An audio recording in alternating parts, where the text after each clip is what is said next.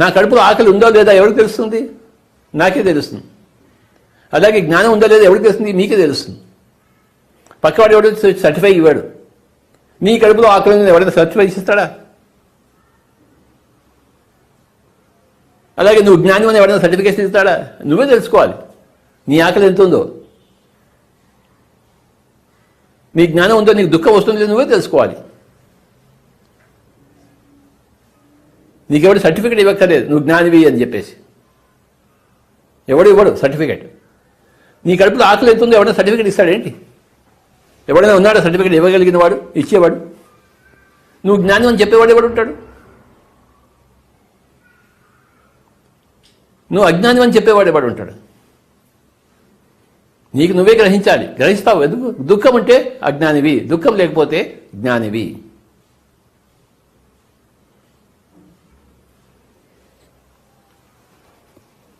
అమెరికాలో ఎలా ఉంటారంటే ఒక మొగుడు పెళ్ళ ఉన్నారు.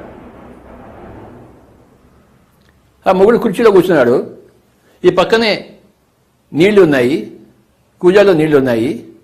వాడు పెళ్ళాన్ని పిలుస్తాడు. ఆ కూజాలో నీళ్ళు గ్లాసులో వేసి నాకు ఇయ్యని చెప్పేసి ఆవిడ అక్కడిని చూస్తుంది. వెధవా, నీ పక్కనే కూజా ఉంది, నీళ్ళు ఉన్నాయి, నేను రావాలని నీకు అని విడాకులు ఇచ్చేసింది. కరెక్ట్గా ఇచ్చింది ఆవిడ. ఆ జడ్జి అడిగారు, ఎందుకమ్మా విడాకులు ఇస్తానంటే వాడి పక్కన కూజా ఉంది స్వామీజీ, వాడిని తీసుకోండి, నన్ను అడుగుతున్నాడు, వీడికన్నా మురుకుడు ఎవరైనా ఉంటాడా అని చెప్పేసి. అలా మురుకుతో నేనే సంసారం చేస్తానని చెప్పింది. ఇచ్చే వెంటనే విడాకులు ఇచ్చేసాడు జడ్జి.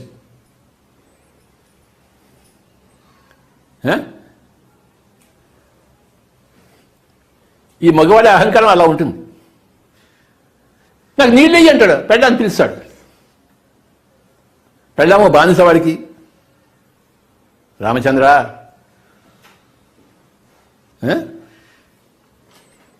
అంటే అపాండిత్యము భూకలం ఎంత తారాస్థాయిలో ఉంటుందో చూడండి. అమెరికాలో ఇవాళ పెళ్ళి, రేపు విడాకులు. ఎందుకంటే గ్లాసులో నీళ్ళు వాడు ఇవ్వలేదు, ఛాయ్ చల్లగా ఇచ్చింది ఆమె. వీడు ఆవిడికి ఇవ్వాల్సిన ఆవిడ వీడికి ఇవ్వాలంట.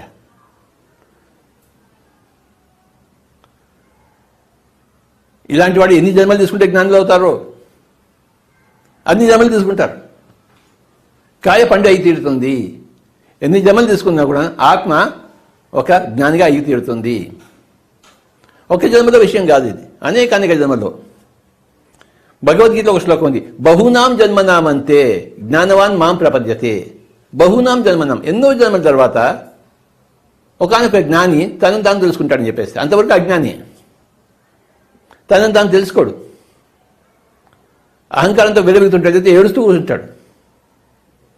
ఏదో సుపీరియారిటీ కాంప్లెక్స్, అది ఇన్ఫీరియారిటీ కాంప్లెక్స్. ఎవరికి లేదన్నా ఏడుస్తుంటాడు, లేదా అహంకారంతో అన్న విర్రబిగుతుంటాడు. ఈ రెండు పోయి జ్ఞాని కావాలంటే, పండు కావాలంటే ఎన్ని జన్మలు కావాలి? బహునాం జన్మనాం అంతే, ఎన్నో జన్మలు కావాలి.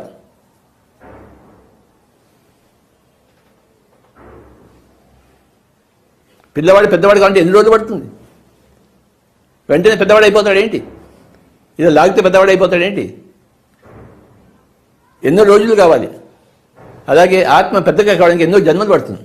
బహునాం జన్మనామంతే జ్ఞానవాన్ మాం ప్రపద్యతే వాసుదేవ సర్వమితి స మహాత్మా సుదుర్లభ. ఆ పండులో పండు అనేవాడు ఎంతో గొప్పవాడు. అలాంటి వాళ్ళు దొరకడం చాలా కష్టము. సుదుర్లభ. మై డియర్ ఫ్రెండ్స్, ఈరోజు అజ్ఞానము జ్ఞానం గురించి మనం తెలుసుకుంటున్నాము. ప్రజ్ఞానం అని ఉంది, అంటే మహాజ్ఞానం. ప్రజ్ఞానం బ్రహ్మ. నేను శరీరం కాదు ఆత్మని తెలుసుకుంటే జ్ఞానము. మమాత్మ సర్వభూతాత్మని తెలుసుకుంటే ప్రజ్ఞానం. నేనే అన్ని శరీరాల్లో ఉన్నాను అని తెలుసుకుంటే ప్రజ్ఞానం. అది ప్రజ్ఞానం బ్రహ్మ. నేను శరీరం కాదు ఆత్మని తెలుసుకుంటే జ్ఞానము. మమాత్మ సర్వభూతాత్మని తెలుసుకుంటే ప్రజ్ఞానము. ప్రజ్ఞానం బ్రహ్మ. అహం బ్రహ్మాస్మి తత్వమసి అయం ఆత్మా బ్రహ్మ ప్రజ్ఞానం బ్రహ్మ సర్వం కలివిధం బ్రహ్మ.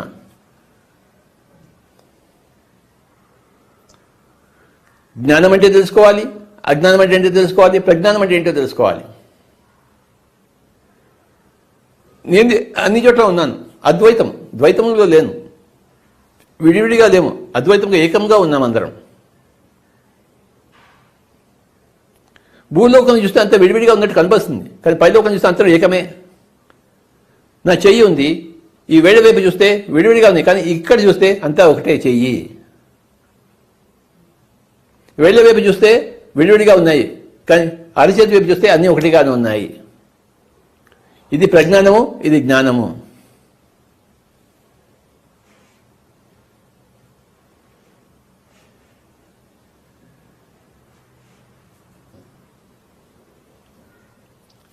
ప్రతి కాయ పండు అయి తీరుతుంది సహజముగానే.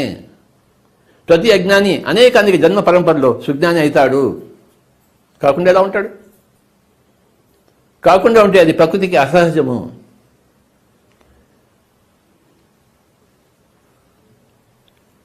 అది కాయగా ఉంటే ఆ కాయతోనే మనం ఎంజాయ్ చేయాలి, అది పండు అయితే పండుతోనే ఎంజాయ్ చేయాలి. మనం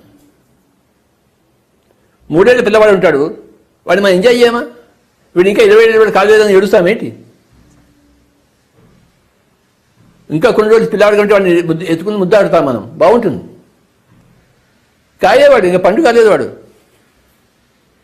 ఆ కాయను కూడా మనం, ఆ కాయలో రుచితనం కూడా చూడాలి మనం. అజ్ఞాని యొక్క రుచి గొప్పతనాన్ని జ్ఞాని గ్రహిస్తాడు, కానీ జ్ఞాని యొక్క రుచిని గొప్పతనాన్ని అజ్ఞాని గ్రహించలేడు. ప్రతి జ్ఞానికి ప్రతి అజ్ఞాని కాబోయే జ్ఞాని.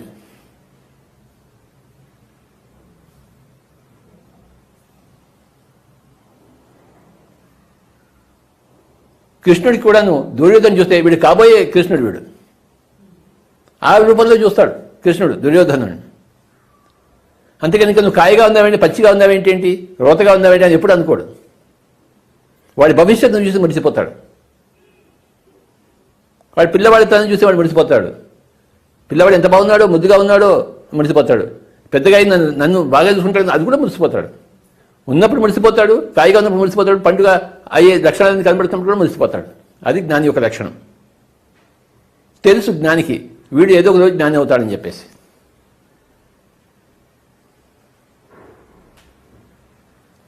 ఆ 3 ఏళ్ళ పిల్లవాడిని ఆ జ్ఞాని కాదండు, ఆ ఉన్నది కాదండు. వీడు ఇప్పుడే 20 ఏళ్ళ వాళ్ళు అయిపోవాలని ఎప్పుడు అనుకోడు. ఆ 3 ఏళ్ళ పిల్లవాడిని అలానే చూస్తాడు, చక్కగా ముద్దుగా పెంచుకుంటాడు, ముద్దుగా చూస్తాడు.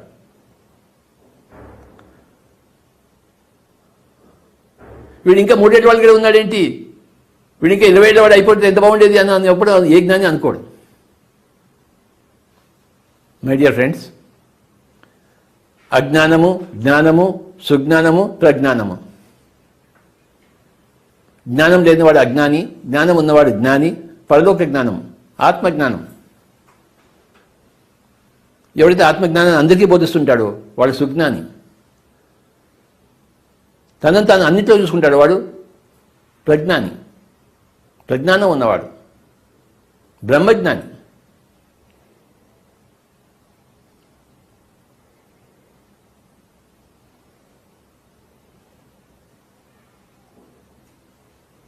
ఈరోజు ఇవన్నీ తెలిసిన విషయాలే. పిరమిడ్ మాస్టర్లకి తెలిసిన విషయాలు, తెలియని విషయాన్ని ఎక్కడి నుంచి తీసుకురాను పిరమిడ్ మాస్టర్లకి. చిన్నప్పుడంతా గుడికి వెళ్ళి పురాణ కాలక్షేపం చేసేవాళ్ళం. మనకి పురాణాలు లేవు కదా కాలక్షేపం చేయడం కోసం.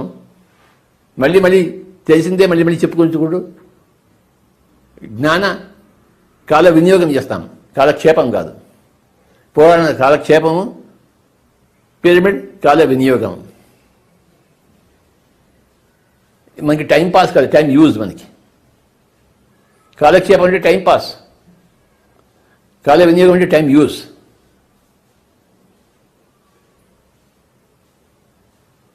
మళ్ళీ పదే పదే జ్ఞానం గురించి తెలుసుకుంటూ ఉంటాం, పదే పదే అజ్ఞానం గురించి తెలుసుకుంటూ ఉంటాం, పదే పదే సుజ్ఞానం గురించి తెలుసుకుంటూ ఉంటాం, పదే పదే ప్రజ్ఞానం గురించి తెలుసుకుంటూ ఉంటాం.